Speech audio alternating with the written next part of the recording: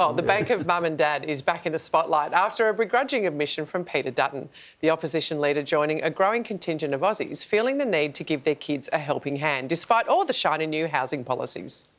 It's almost impossible to get in. I mean, we're saving like mad. It's a struggle experienced by millions of Aussies. The dream of home ownership still only a dream, even for the opposition leader's son, Harry. Why won't you support him a bit and give him a bit of help with getting his house? I haven't finished the excellent points I was making. Dutton's deflections eventually giving way to the truth that Harry will actually be getting a leg up courtesy of the Bank of Mum and Dad. Mr Dutton Senior, you were going to say. Yeah. But I think our households are no different to many households where we want our kids to work hard, to save, and we'll help them with the deposit at some stage. The opposition leader is far from the first polly to accidentally flash his privilege, from hockey's house-buying hacks Get a good job that pays good money. to Turnbull's top tips. What, are your kids locked out of the housing market? Yes. Well, you should shell out for them. You should support them, wealthy man like you. It's a great game plan for those able to afford it. Yeah, without the Bank of Mum and Dad, we wouldn't have been able to afford to buy a property. I have been lucky enough to benefit a little bit from the Bank of Dad. Soft tops. They get too much done for them.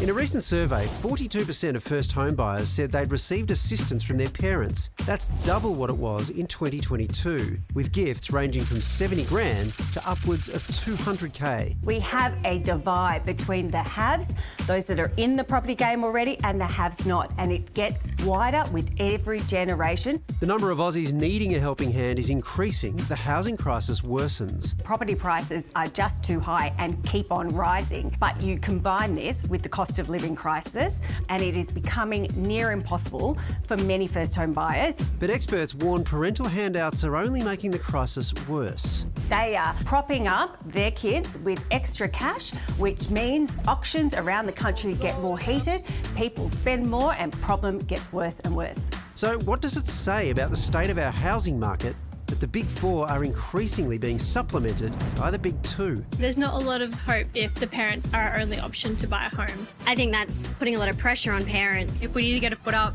it's pretty much the only way, unfortunately, these days. And the hard thing is it's not just the Bank of Mum and Dad, there's also the Bank of Grandma and Grandpa, and there's that inheritance coming through. But I think if this isn't solved, we do run the risk that in years to come will be a two-class society. There will be the property owners and there will be the people who for generations haven't been able to afford property.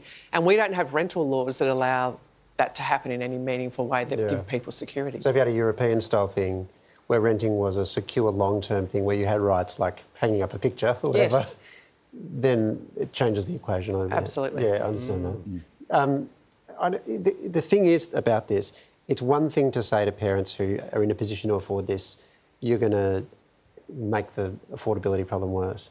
Can you seriously point me in the direction of any parent who is in that situation who will say, for the good of the market, I'm not going to let my kid... I love a crack. I reckon I'll have a crack at that. Get into it, Pete. I told my kids when they were very young, sink all your pocket money into your Dolomites account and you should be fine. Yeah. How's that gone? They didn't settle up. Yeah, it's a real problem. Yeah. It's interesting, isn't it? I'm going to look... I just learned about this as well. I'm going to take it up with my dad. I want to get into his... What, Tony? Yeah, once I find out what shops he went to buy cigarettes when I was 8, I'll definitely look into